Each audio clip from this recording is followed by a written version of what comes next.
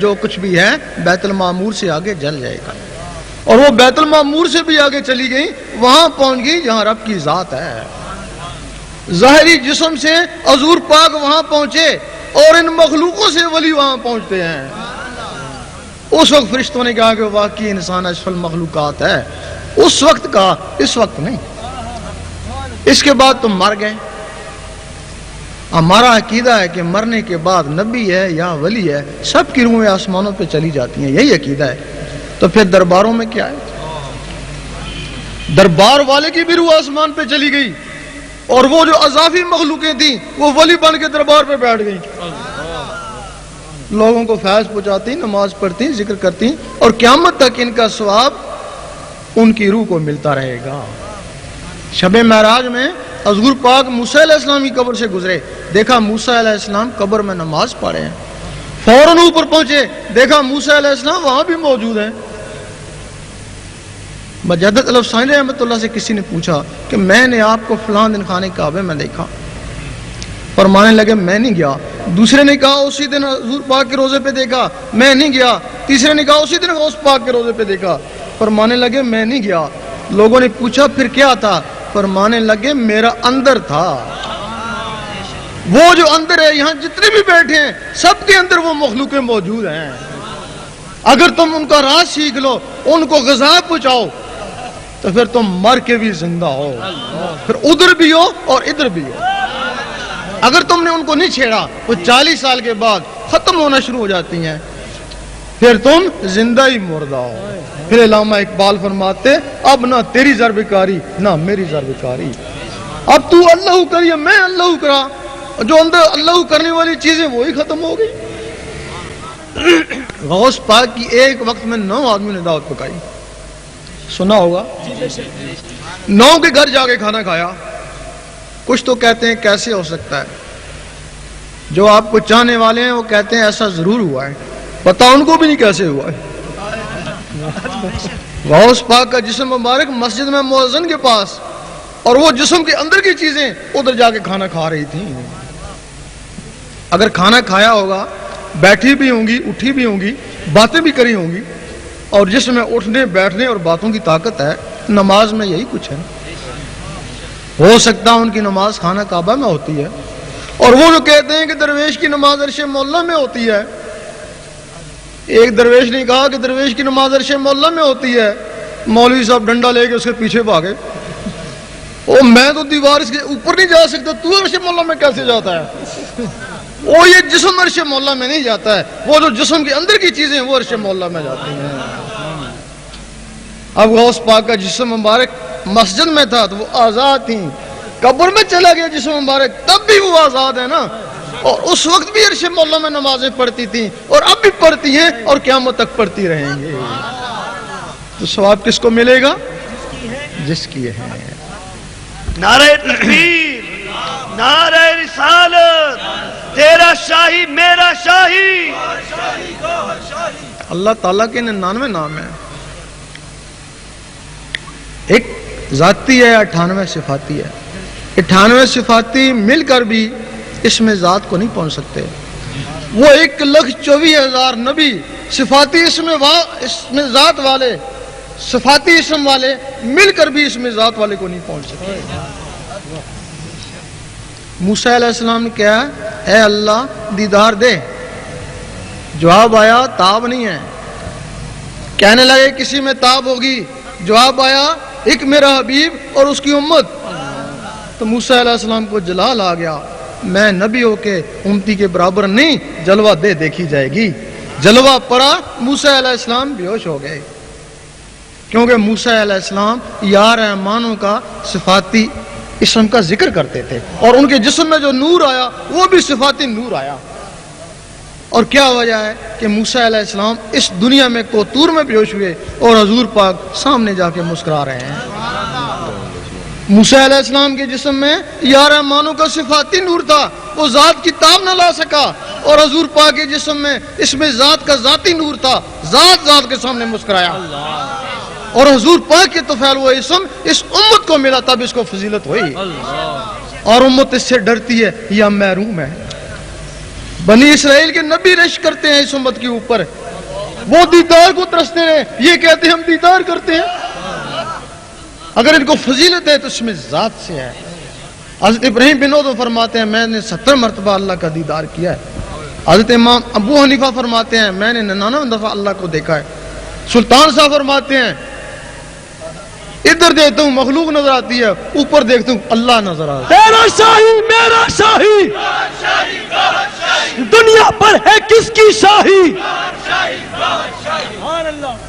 یہ اس میں ذات کسی نبی کو نہیں ملا، ملا تو حضور پاک کو ملا۔ حضور پاک کے بعد 9 صحابہ کرام کو ملا جنہوں نے اس کو پھیلایا۔ یہ چشتی، نقش بندی، قادری اسی میں سے آتے ہیں۔ پہلے 9 تھے، اب 4 رہ گئے، 4 بھی ایک کٹ گیا، سہروردی 3 رہ گئے، 3 رہ گیا اب۔ اچھا، پھر 9 صحابہ سے پھر ان 12 اماموں کو جو وقت کے غوث تھے اجتماعی طور پہ پھر ان کو دے دیا گیا، پھر انہوں نے اس کو پھیلایا۔ پھر 12 اماموں سے لے کے انفرادی طور پہ غوث پاک کو دے دیا گیا، تب آپ غوث اعظم کہلائے۔ اب پھر غوث پاک کو حکم ہوا کہ اب تم اس کو آگے پھیلاؤ۔ اب پھر غوث پاک نے پھر ولیوں کو پھیلانا شروع کر دیا۔ اب یہ اس میں ذات غوث پاک کے پاس ہے۔ آپ کو کہیں سے بھی حاصل ہو جائے سمجھیں کہ آپ غوث پاک سے ہی آپ کو اس میں ذات حاصل ہوا ہے۔ سبحان اللہ۔ پھر جب یہ ولیوں تک پہنچا، ان کے سینوں تک پہنچا، پھر اس کے بعد یہ بگڑنا بھی شروع ہو گیا۔ بگڑا کیسے؟ ولی تھا، اس میں ذات لے کے آیا، لوگوں کو اس میں ذات سکھایا، قلب کا اس میں ذات سکھایا۔ جب وہ دنیا سے چلا گیا تو اس کا بیٹا ولی بن کے بیٹھ گیا۔ ولایت وراثت نہیں تھی، اگر وراثت ہوتی تو نبوت ہوتی نا، بے شک بھئی نبوت ہوتی نا، وراثت، نبوت اعلیٰ مقام ہے نا ولایت سے۔ اگر نبوت وراثت نہیں ہے تو ولایت کیسے وراثت ہو سکتی ہے؟ اگر نبی کا بیٹا نبی نہیں ہو سکتا تو ولی کا بیٹا ولی کیسے ہو سکتا ہے؟ واہ سبحان اللہ۔ پھر کیا ہوا؟ پھر اس کا بیٹا وہ ولی بن کے بیٹھ گیا۔ وہ صدیوں سے یہ رسم چلنا شروع ہو گئی۔ ہو سکتا ہے ان میں کوئی ایک آدھ ولی آ بھی جائے، لیکن ان کی ساری اولاد ولی تو نہیں ہو سکتی ہے نا۔ اب ہمارے لوگ ان سے گئے، جا کے بیعت ہونے شروع ہو گئے، جا کے پوچھا، کچھ سنا تھا کہ قلب کا بھی معاملہ ہوتا ہے۔ کہنے لگے یہ تو بڑا مشکل کام ہے، جنگلوں میں جانا پڑتا ہے، یہ تو بڑا جلالی ہے، تو پاگل ہو جائے گا، کیا تو جنگل میں جائے گا؟ بہتر ہے کہ تو وہ شجرہ شریف پڑھ لیا کر، اللہ، ہاں بس اسی سے رب تجھ پہ راضی ہو جائے گا۔ وہ بیچارہ ساری عمر شجرہ شریف پڑھتا رہا۔ شجرہ شریف سے صرف شناخت ہوئی نا کہ اس ولی کی کس سے نسبت ہے، اور تو اس میں کچھ نہیں ہے نا، صرف شناخت تھی نا۔ وہ شجرہ شریف پڑھتا رہا، آخر میں اس نے بھی گھر میں وہ رکھ دیا ایک طرف۔ پھر آگے ہمارے عامل تھے، انہوں نے دیکھا یہ خالی پیلی گدی نشین سے زیادہ نشین، اگر یہ بیعت کر سکتے ہیں تو ہم بیعت نہیں کر سکتے۔ وہ ہمارے تعویذ لکھنے والے، انہوں نے بیعت کرنا شروع کر دی۔ جب بیعت کرنا شروع کر دی تو مریدوں نے کہا بھئی قلب کا سلسلہ، انہوں نے کہا بس یہ ہے کہ خلق خدا کو راضی رکھو، ان کو فیض پہنچاؤ اور یہ تعویذ لکھ کے ان کو دو، بس اسی میں اللہ مل جائے گا۔ وہ بھی تعویذ لکھنا شروع ہو گئے۔ خیال اب ادھر چلا گیا نا تعویذوں کی طرف، ان کا خیال شجرے کی طرف چلا گیا نا، وہ اللہ کو بھول ہی گئے نا۔ اس کے بعد ہمارے عالموں نے دیکھا بھئی ہم تو ان سے بہتر ہیں، اتنا علم جانتے ہیں، اگر انہوں نے 10-20 آدمی پیچھے لگا لیے تو ہم نہیں کر سکتے ایسا۔ وہ عالموں نے بیعت کرنا شروع کر دی۔ جب عالموں نے بیعت کرنا شروع کر دی تو مریدوں نے کہا کہ کچھ قلب کا معاملہ، بس منطق سیکھ لو، فلسفہ سیکھ لو، بحث کرنا سیکھ لو۔ پھر کیا ہوا کہ نیم حکیم خطرہ جام، نیم ملا خطرہ ایمان۔ تیرا شاہی میرا شاہی، دنیا پر ہے کس کی شاہی؟ میرا ماہی تیرا ماہی۔ پھر وہ جو ان کے مرید تھے وہ بحث مباحثے میں لگ گئے، ہر جگہ بحث مباحثہ شروع ہو گیا۔ پھر ہمارے مفتیوں نے دیکھا یہ تو ہمارے شاگرد تھے عالم، ان کے اتنے مرید ہو گئے، تو ہم کیوں پیچھے رہ جائیں؟ ان کے ہم بھی بیعت کرتے ہیں جی، آ جاؤ. تو بیعت شروع ہو گئی. انہوں نے بھی کیا کیا، پھر اپنے شاگردوں کو وہ فتویٰ سکھا دیا کہ جو بھی ذرا ہلے جلے اس پہ فتویٰ لگا دینا، ہمارے بغیر جو بھی ہلے جلے اس پہ فتویٰ لگا دینا، اور تم اس کا ثبوت ہم تمہیں دیتے ہیں. ابھی روحانی سفر کو دیکھ لو، اس کے اوپر جو فتوے لگائے انہی کے شاگردوں نے لگائے نا بھائی، انہی مفتیوں کے شاگردوں نے فتوے لگائے نا. اور اس کے پڑھ کے دیکھو آیا اس پہ فتوے لگتے ہیں یا نہیں. لبیک لبیک الجہاد الجہاد الجہاد الجہاد. اب امت بالکل اس مزاج سے دور چلی گئی. اب ان کو پتہ ہی رہا کہ اس مزاج بھی ہوتا تھا. یہ کہنے لگے ہوتا تھا لیکن پرانے زمانے میں، اب نہیں ہے. لیکن جس دن یہ اس مزاج دنیا سے چلا گیا، دنیا کو حق ہی نہیں ہے زندہ رہنے کا، اسی دن قیامت کو آ جانا ہے. یہ اس مزاج ہر زمانے میں، صرف ہے کہ اس کی شناخت نہیں ہے. اس وقت جتنے بھی آدمی ہیں کسی نہ کسی سے بیعت ہوں گے. ہر شخص اپنے پیر کو ولی سمجھتا ہے، تب اس سے بیعت ہوا نا، کیونکہ بیعت ولی کی ہوتی ہے. اب سارے تو ولی نہیں ہو سکتے ہیں نا، سب کے پیر ولی نہیں ہو سکتے ہیں.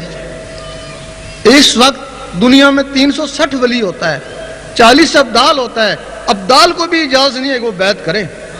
صرف غوث اور کتب، ایک غوث 3 کتب، وہ ابدال، ایک غوث 3 کتب وہ بیعت کے مجاز ہیں، یا ان کے آگے خلیفے. اب جدھر بھی جاؤ غوث زمان اور کتب زمان، غوث زمان اور کتب زمان. اب ان کو پہچاننا بڑا مشکل ہو گیا. ولی کو ولی پہچانتا ہے، اچھا ولی کو ولی پہچانتا ہے، چور کو چور پہچانتا ہے. ان کو پہچاننے کے لیے سب سے پہلے تمہیں ذاکر قلبی بننا ہوگا. سبحان اللہ سبحان اللہ. دل کی دھڑکنوں کو اللہ اللہ میں لگانا ہوگا. حدیث شریف میں ہے کہ ولی کی پہچان جس کی محفل میں اللہ اللہ شروع ہو جائے. جب تمہاری دل کی دھڑکنیں اللہ اللہ میں لگ جائیں گی، پھر یہاں نزدیکی دربار ہے عبداللہ شاہ غازی کا، وہاں چلے جانا. وہاں بھی اللہ ہے، یہاں بھی اللہ ہے. جس طرح بادل ٹکراتے ہیں گڑ گڑاہٹ بھی ہوتی ہے، اسی طرح جب اللہ اللہ ٹکراتا تو رکت بھی ہوتی ہے. تمہارے دل میں رکت پیدا ہو جائے گی، تمہارا ذکر تیز ہو جائے گا، سمجھ جاؤ گا یہ ولی ہے. پھر دوسری دربار پہ چلا جانا، سیون شریف چلے جانا، وہاں بھی اللہ یہاں بھی اللہ، وہاں بھی رکت پیدا ہو جائے گی، دل کی دھڑکن اللہ اللہ تیز ہو جائے گی، سمجھ جاؤ گے کامل ہے. پھر اپنے مرشد کے پاس چلے جانا، مرشد کے پاس چلے جانا. اگر وہاں بھی جانے سے وہی چیز ہوتی ہے جو سیون شریف میں ہوئی تھی یا غازی بابا پہ ہوئی تھی، پھر تمہارا مرشد کامل ہے. پھر جان بھی جاتی ہے، جانے دینا، اس کو نہیں چھوڑنا. میرا ماہی تیرا ماہی، تینوں دنیا کی بھلائی. پھر تم جیسے بھی ہو پرواہ نہیں. سلطان صاحب نے فرمایا ہے اساں مرشد پھڑیا آپ پہ اللہ سی سارا ہو، کہ ہم نے مرشد کو پکڑ لیا، اب وہ خود ہی ہمارے گناہوں کو معاف کرائے گا، صاف کرائے گا، ہمارے دل کو زنگ اتارے گا. بلکہ ایسے مرشد کے لیے حدیث ہے کہ یوم محشر میں چمک رہیں گے ایک کونے پہ نبیوں کی طرح. لوگ کہیں گے پتہ نہیں یہ کون سا نبی ہے، آواز آئے گا نبی نہیں ولی تھا. لوگ کہیں گے ولی تو ہر زمانے میں ہوتا ہے. دیکھیں تو جا کے صحیح، پہچان جائیں گے. ایک کہے گا اے اللہ میں نے اس کو وضو کرایا تھا، چلو بخش دو. ایک کہے گا اے اللہ میں نے اس کو کھانا کھلایا تھا، چلو بخش دو. ایک کہے گا اے اللہ میں نے اس کو کپڑا دیا تھا، چلو بخش دو. ہزاروں گنہگار اسی طریقے سے بخشے جائیں گے. اور جن کو ان نے خریدا ہوا ہوگا، جو اس کے مرید ہوں گے، جن کو خریدا ہوا ہوگا، پھر وہ جدھر جائے گا ادھر ان کو بھی لے کے جائیں گے. بن کے مست ملنگ رہیں گے، دنیا والے دنگ رہیں گے. پھر آپ اپنے مرشد کے پاس جاتے ہیں، بار بار جاتے ہیں، بار بار جاتے ہیں، وہ کچھ بھی نہیں ہوتا، تو پھر وہ کامل نہیں ہے نا. تو پھر تو ہم ہی نکمے ہی ہیں نا.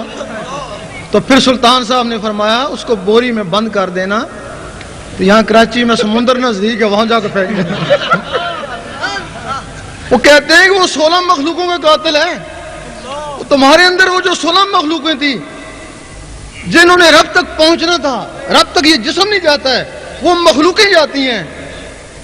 تم نے بیعت کری, اللہ کو پانے کے لیے بیعت کری, شخصیت پانا مقصد نہیں, مقصد تو رب پانا تھا. اس نے وہ 16 مخلوقیں ضائع کر دی. اگر اس کے 1000 مرید ہیں تو 16,000 کا قاتل ہے نا. پھر قاتل وہ ایسی مخلوقیں تھیں. اللہ تعالیٰ فرماتا ہے میری کچھ ایسی مخلوق ہے جس کو میرے سوا کوئی نہیں جانتا, اور جس کے اندر ہے وہ بھی نہیں جانتے. اور وہ مخلوق جب اپنے ہاتھ, نوری ہاتھ اٹھاتی ہے, اللہ تعالیٰ ان کی دعا قبول فرماتا ہے. اور وہ مخلوق تھی, تم مر بھی جاتے اور وہ مخلوق قیامت تک تمہاری جگہ اللہ اللہ کرتی رہتی. وہ ان 16 مخلوقوں کا قاتل ہے. تو پھر بتاؤ جدھر وہ جائے گا تم کو ادھر لے کے جائے گا. اب ولیوں کے لیے کیا ہے جو ولی بنے ہوئے ہیں؟ جس طرح جھوٹی ولایت کا دعوے دار, جھوٹی نبوت کا دعوے دار کافر ہے, نبی نہیں ہے لیکن اپنے آپ کو نبی سمجھتا ہے, کافر ہے. اس کو ماننے والے بھی کافر ہو جاتے ہیں. اسی طرح اگر کوئی ولی نہیں ہے, اپنے آپ کو ولی سمجھتا ہے, تو پھر وہ کفر کے نزدیک پہنچ جاتا ہے. اور اس کو ماننے والے کمبخت اور بے نصیب. اور ولی کیا ہے؟ یہ سارے اپنے آپ کو ولی سمجھتے ہیں, پھر ولی کیا ہے؟ ولی پھر وہی ہے. اگر آپ کی نواز شریف سے دوستی ہے تو نواز شریف سے بات چیت ہو اور اس کو دیکھا ہوا, نہ دیکھا ہے نہ بات چیت ہے, کہتے ہیں میرا دوست ہے, جھوٹ ہے نا. ولی اللہ, اللہ کا دوست, اللہ سے بات چیت ہو, اللہ کو دیکھا ہوا, وہ ولی اللہ ہے. نہ اللہ کو دیکھا ہے نہ اسے بات چیت کرتا ہے اور کہتا ہے کہ میں اس کا دوست ہوں. کتنا بڑا فراڈی ہے. تیرا شاہی میرا شاہی, دنیا پر ہے کس کی شاہی.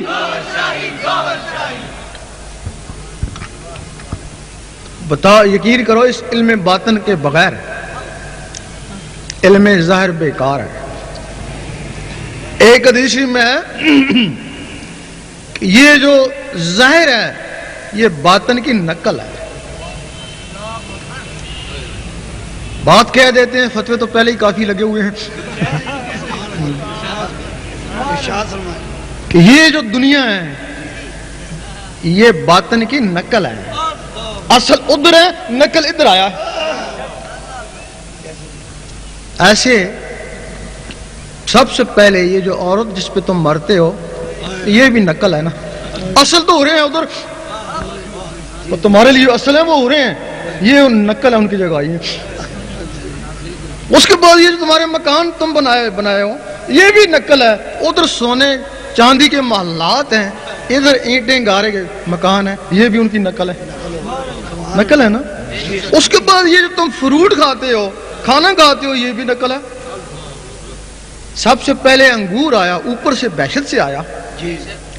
آدم علیہ السلام نے کھایا, وہ اصل تھا. پھر وہ زمین میں گیا, پھر اگا, پھر زمین میں گیا, اس نقلی ہو گیا نا. اب اس میں زمین کی تاثیر ہو گئی, اور یہ بھی نقل. اور تیسری, جس خانے کعبہ میں تم جاتے ہو, کتنے پیار سے جاتے ہو, وہ یقین کرو وہ بھی نقل. وہ اصل خانہ کعبہ بیت المعمور ہے. اللہ تعالیٰ نے حضرت ابراہیم کو دکھایا, خواب میں دکھایا کہ ایسے ہی نقل کا خانہ کعبہ بنا. انہوں نے ایسے ہی خانہ کعبہ بنا. اصل تو اوپر ہے نا, اصل میں اصلی جائے نا. اس میں تو نقلی بھی جا سکتا ہے, ہر قسم کا آدمی جا سکتا ہے, اس میں تو نقلی نہیں جائے گا, اس میں تو اصلی بننا پڑے گا. اور یقین کرو یہ تمہارا جو قرآن مجید ہے یہ بھی نقل. اور یہ بھائی پریس سے آیا, کاغذ یہاں سے خریدا, پریس لگایا, وہ نقل ہے نا. اصل جو قرآن مجید ہے اس میں اصلی پہنچے گا, وہ تو نوری الفاظ حضور پاک کے سینے مبارک میں. تیرا شاہی میرا شاہی, دین نبی کا سچا دائی. اصلی بنو گے تو اصل تک پہنچو گے. اگر اصلی دین بنو گے تو نقل ہی نقل ہے تمہارے لیے. اور یقین کرو یہ تمہاری نمازیں بھی نقل. وہ اصل نماز مومن کا معراج ہے تو یہ نماز فرقوں میں مبتلا کر کے لے گی. یہ نماز صورت ہے. مجد صاحب فرماتے ہیں ہر آدمی کی نماز صورت ہے. صورت نقل کو بولتے ہیں. خاصان خدا کی نماز حقیقت ہے. فرماتے ہیں ہر آدمی کو چاہیے کہ نماز حقیقت کی تلاش کرے. نماز حقیقت معراج ہے اور یہ نماز نقل یہ فرقوں میں 72 فرقوں میں تقسیم ہو گئی ہے. اب اس باطن کے بغیر زہر کا کوئی قبولیت نہیں ہے. نمازوں کی بھی قبولیت نہیں ہے کیونکہ ان میں باطن نہیں ہے نا. باطن کیا ہے؟ زہر لوگوں کو دکھانے کے لیے, باطن اللہ کو دکھانے کے لیے. زہر کے لیے حکم ہے تو ایسی عبادت کر, مسجد میں جا کے کر تاکہ لوگ دیکھیں جا کے کہ تو نمازی ہے. اور باطن کے لیے حکم ہے ایسی عبادت کر, چپ کے کر, تو جان اور میں جانوں, اس کو بھی خبر نہ ہو. وہ باطن کی عبادت کیا ہے؟ وہ جب تمہارا قلب اللہ اللہ میں لگ جائے گا, یا تمہیں خبر ہوگی تو یا اللہ کو ہوگی, اس کو بھی نہیں پتہ یہ کیا کر رہا ہے. اللہ تعالیٰ نے حضور پاک کو فرمایا قل هو اللہ احد, کہہ دیجئے اللہ ہے. کہ آپ نے آمین کہا, آپ نے لوگوں کہا کہہ دو اللہ ہے کیا ہے. جنہوں نے آمین کہا مسلمان, جنہوں نے نہیں مانا کافر, جنہوں نے ہیل و حجت کری منافق. اب تم کس کو کہتے ہو کہہ دے اللہ ہے کیا ہے. بس یہی ایک راز ہے. بلے شاہ نے فرمایا ایک نقطے وچ گل مکدی ہے. تم اپنے دل کو کہتے ہو کہہ دے اللہ ہے کیا ہے, اور جواب دیتا ہے گھر میں آٹا ہی نہیں ہے. یہ لوجت کری نا. پھر کہتے ہیں اللہ سمجھ, اللہ بے نیاز ہے. وہ کہتا ہے بیوی بیمار ہے, نہیں مانا. لم یلد ولم یولد, دل کہتا ہے ڈیوٹی سے لیٹ ہو گئے چل. جو زبان میں ہو وہ دل میں ہو وہ صادق ہے, مانو گے نا. اگر زبان میں اور دل میں اور تو منافق ہے نا. کافروں کی زبان اقرار نہیں کرتی, منافقوں کے دل تصدیق نہیں کرتے, اور فاسقوں کے جسم عمل نہیں کرتے. بتاؤ تمہارا دل تو منافق تھا, اور منافق دل کی نماز کیسے ہوگی؟ وہی ہیں منافق دل والے جو 72 فرقوں میں تقسیم ہو گئے. نعرہ تکبیر, نعرہ رسالت, نعرہ غوثیہ. وہ دل باطن ہے, زبان ظاہر ہے, اس کے ساتھ باطن نہیں ہے, وہ فرقوں میں چلی گئی. اب اس نماز حقیقت کے لیے تمہیں سب سے پہلے اللہ اللہ سیکھنا ہوگا. دل کی دھڑکنوں کو اللہ اللہ میں لگانا ہوگا. پھر کوشش کرو گے کام کاج کرتا رہوں اللہ اللہ ہوتی رہے. اس کو بولتے ہیں دستکار میں دل یار میں. پھر کوشش کرو گے اخبار سالہ پڑھتا رہوں اللہ اللہ ہوتی رہے, کامیابی ہو جائے گی. پھر کوشش کرو گے نماز پڑھتا رہوں اور اللہ اللہ ہوتی رہے. اس وقت زبان کہے گی کہہ دے اللہ ہے کیا ہے, دل کہے گا اللہ اللہ. اللہ سمجھ, دل کہے گا اللہ اللہ. لم یلد ولم یولد, دل کہے گا اللہ اللہ.